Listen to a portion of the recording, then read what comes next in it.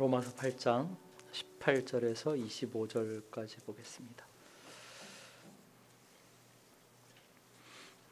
로마서 8장 18절에서 25절까지 오늘은 제가 봉독하겠습니다. 18절부터 25절까지를 제가 읽겠습니다.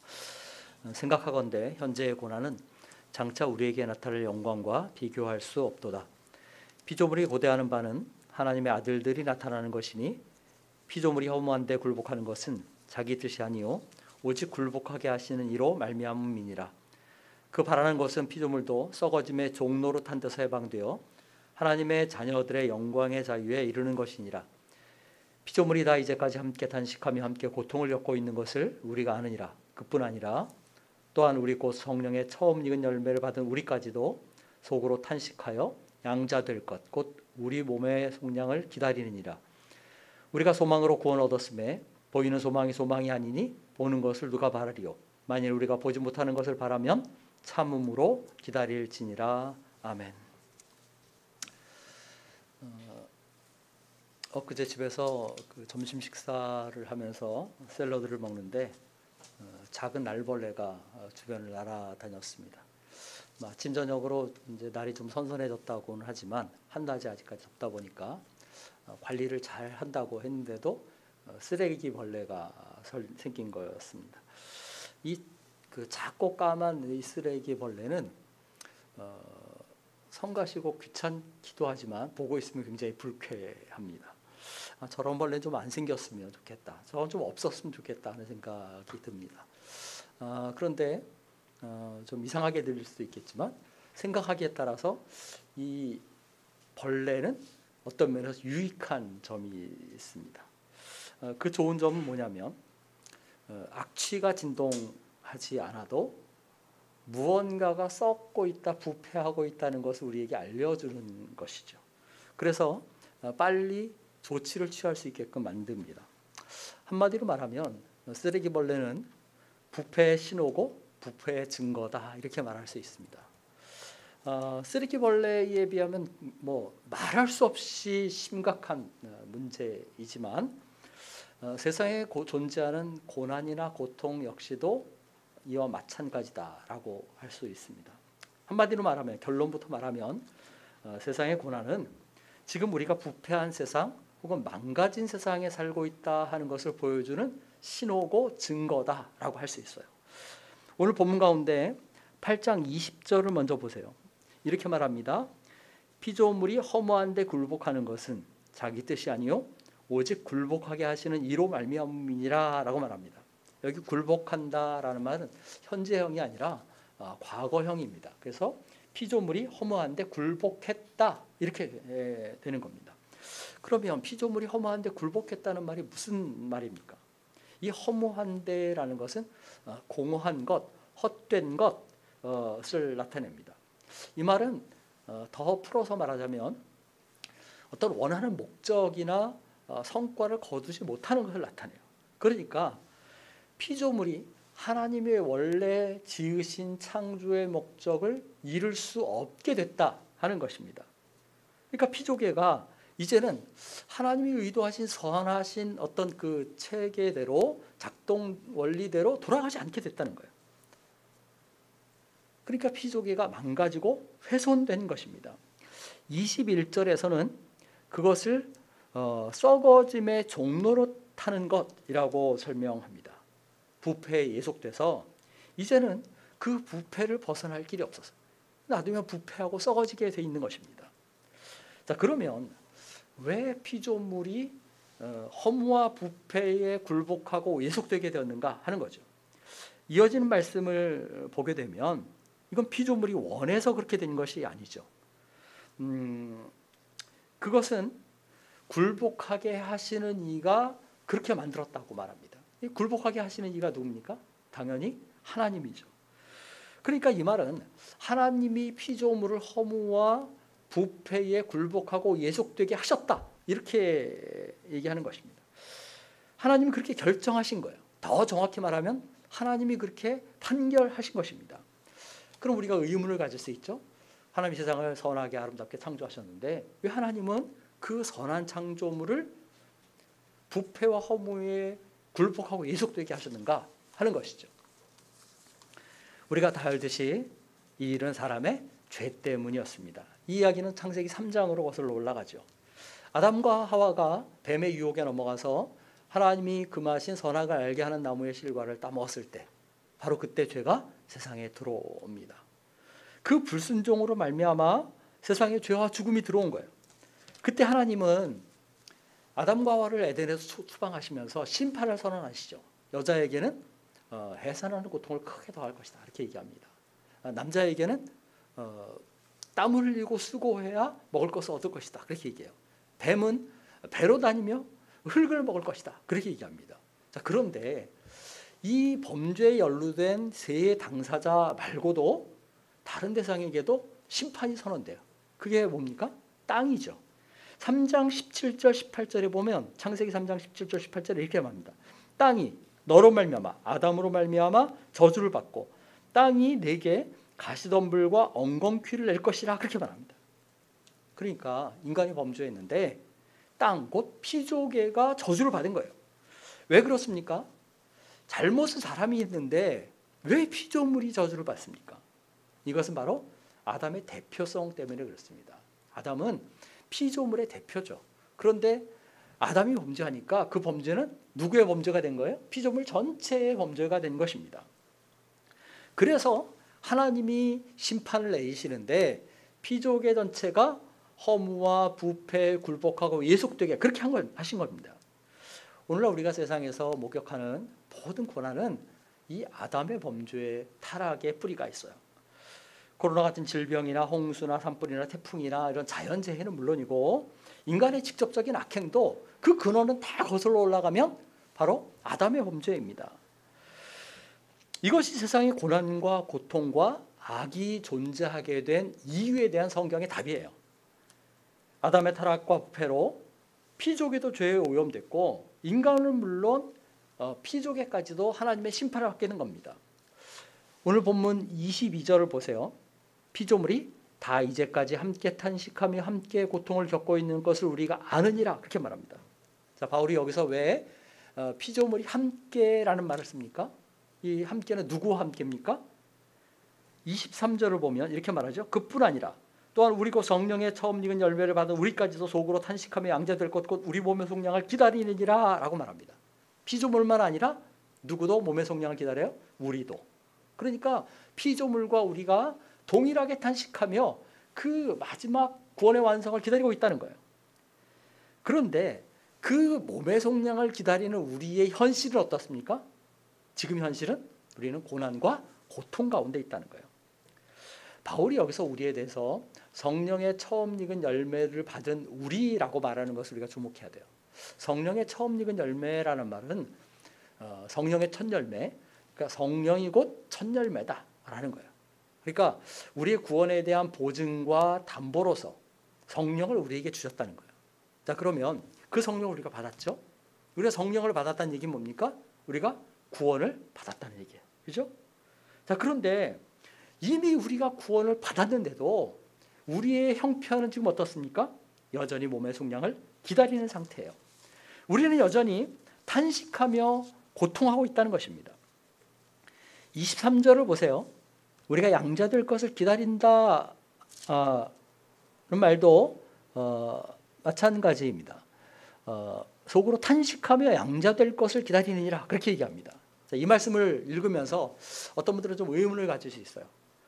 16절에 우리가 읽지 않았지만 그 앞에 보면 성령이 친히 우리 영과 더불어 우리가 하나님의 자녀인 것을 증거하신다 그래요. 자, 그럼 성령이 우리 안에 계시면 나는 뭐예요? 하나님의 자녀죠. 그죠?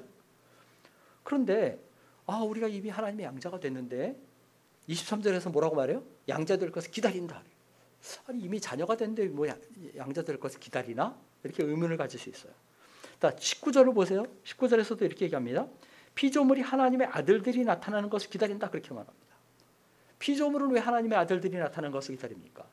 아까 말한 것처럼 아담의 범죄로 온 피조계가 부패에 허무에 굴복하고 예속되게 됐어요. 그래서 그 하나님의 아들들이 그 지위와 신분을 온전하게 회복하는 때가 되면 어떤 일이 일어나요? 피조계 전체도 회복되는 일이 일어나요. 그래서 피조물이 그것을 간절히 기다리고 바란다는 거예요.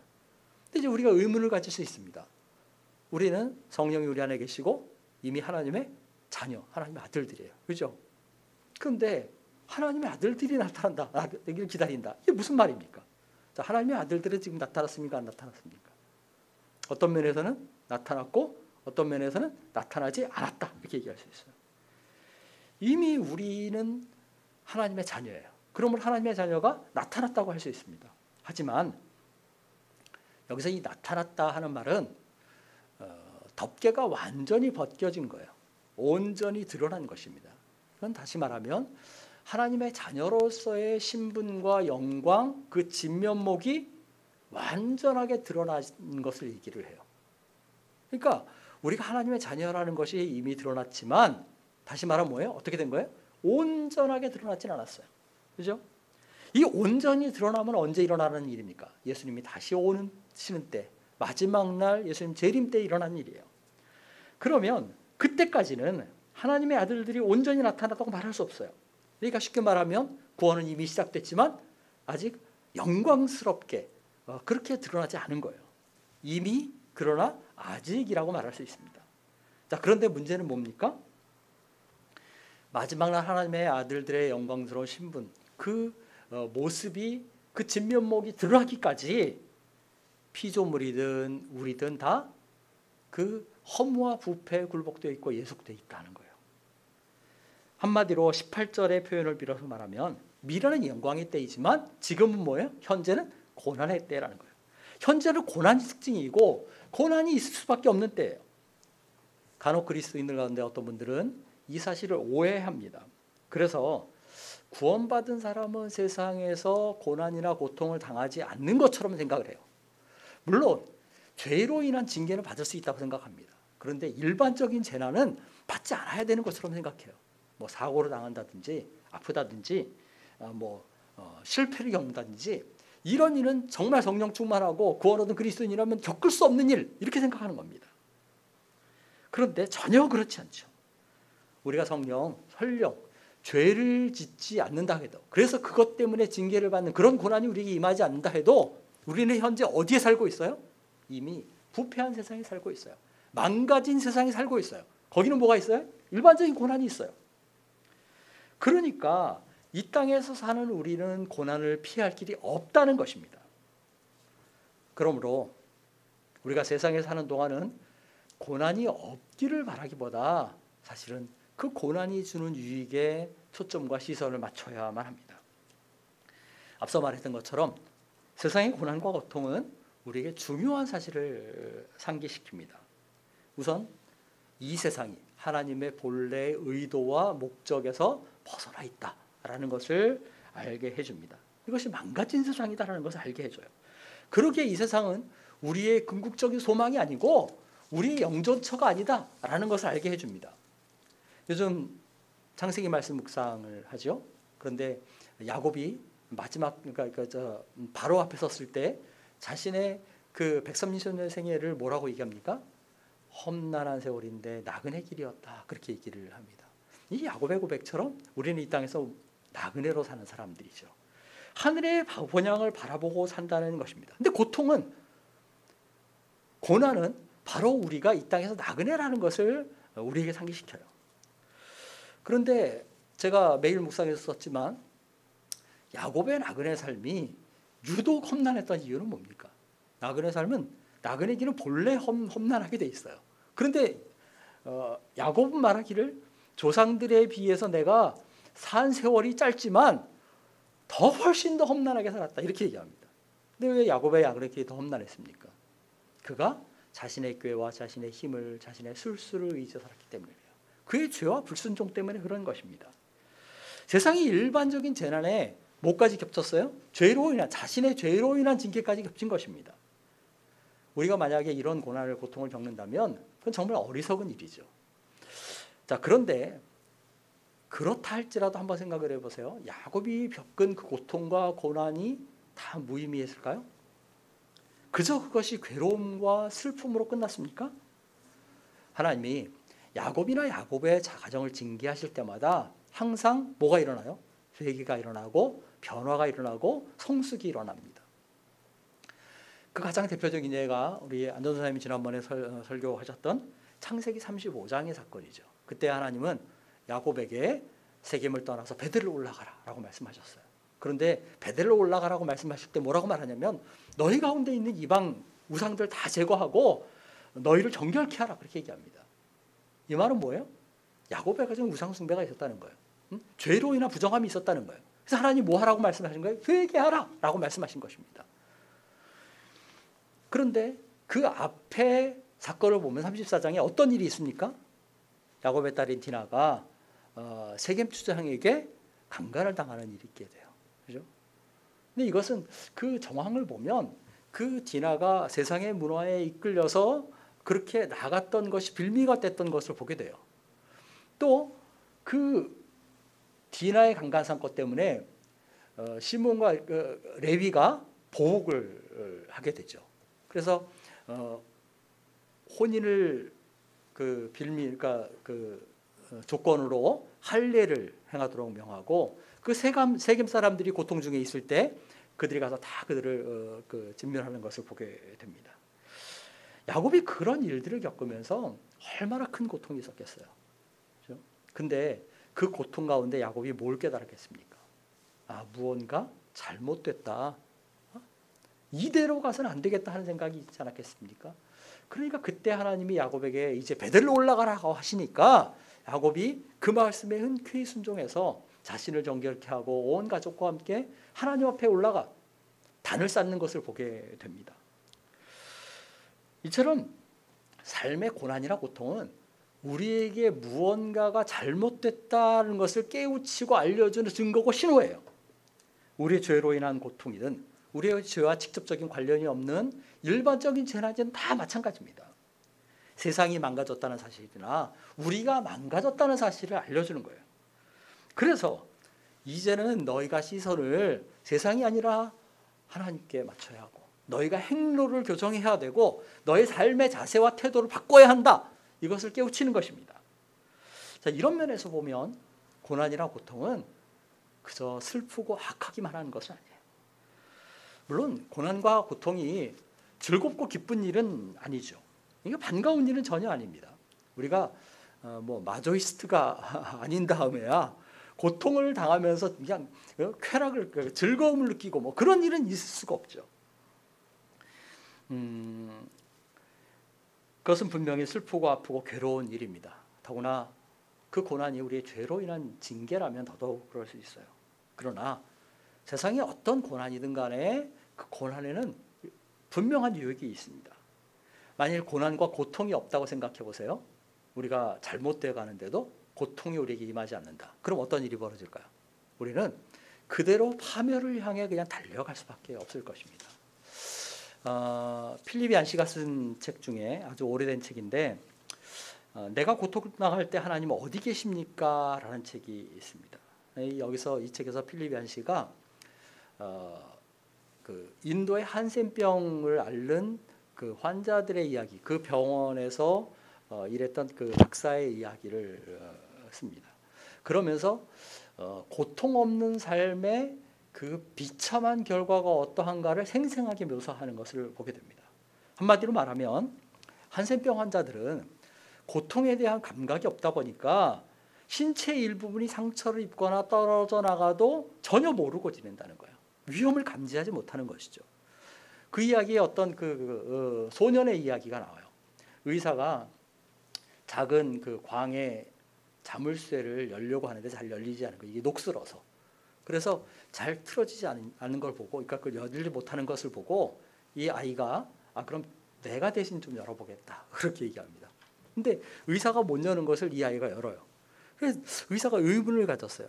나는 못 여는데 저 작은 아이가 어떻게 저걸 열었을까? 가만히 보니까 마룻바닥에 피가 떨어져 있더라는 거예요.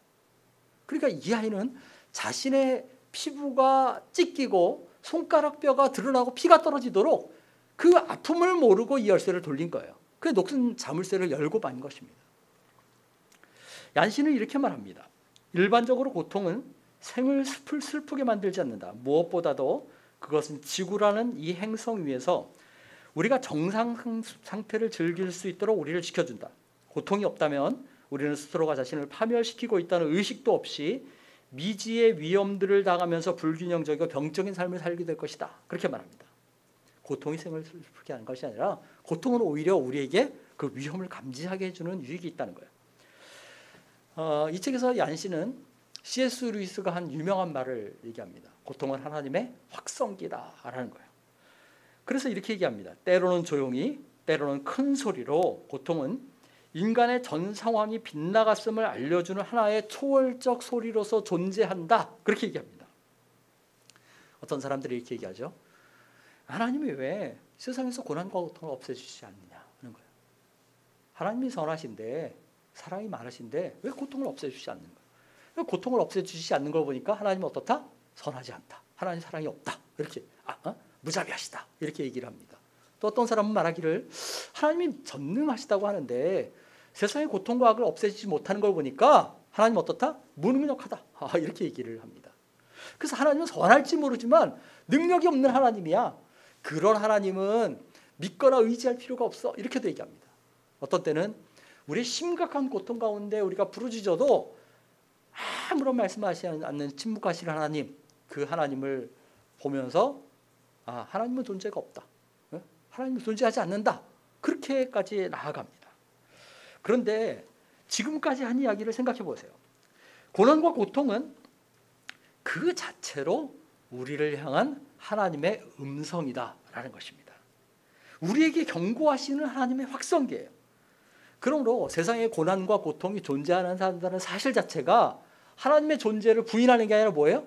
하나님의 존재를 확증하는 것입니다. 더구나 오늘 본문을 보면 하나님 무능력하셔서 고난과 고통을 세상에 허용하신 게 아닙니다. 그렇게 하신 데는 하나님의 분명한 의지와 목적이 있어요. 우리가 앞서서 봤지만 피조물이 허무함에 굴복한 것은 자기의 뜻으로 말미암은 것이 아니라 굴복하게 하시는 이로 말미암은 것이다. 이렇게 돼 있어요.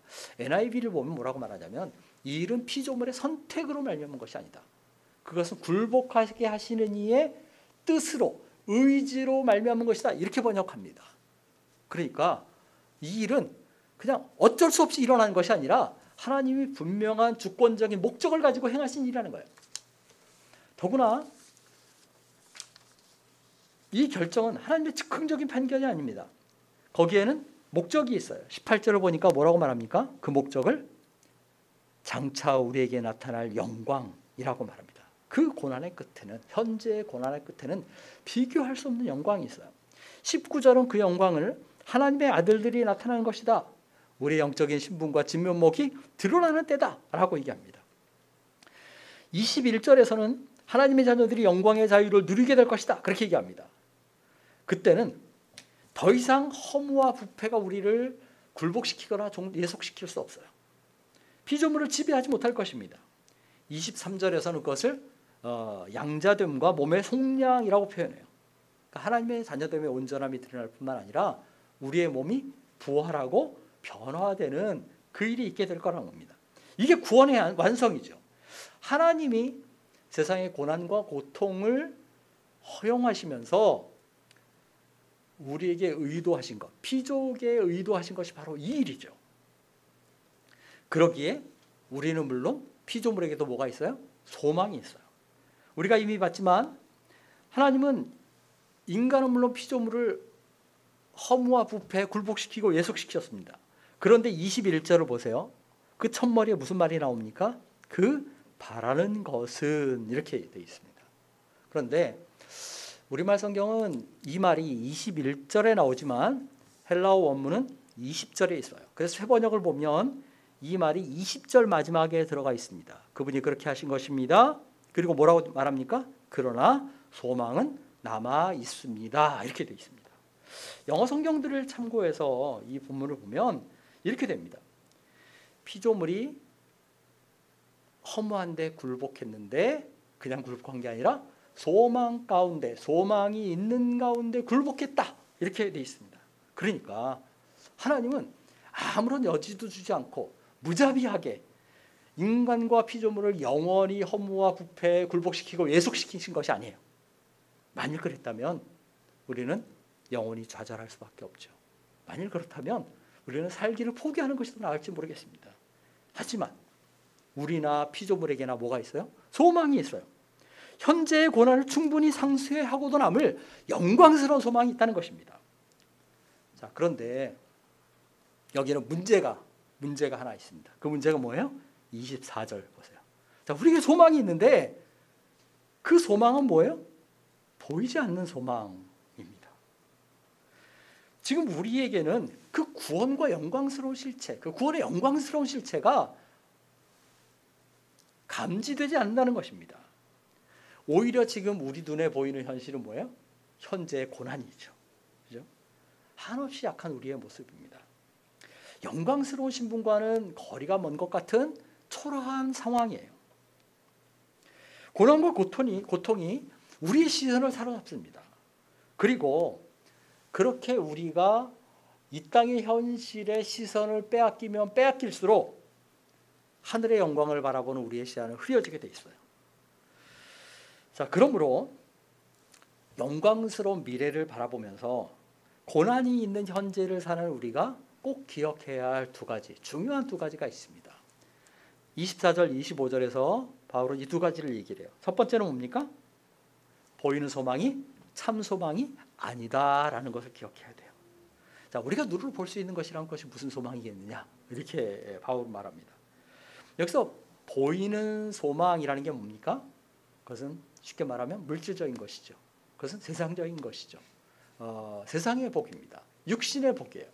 그런데 하나님이 우리에게 예비하신 복은 뭐예요?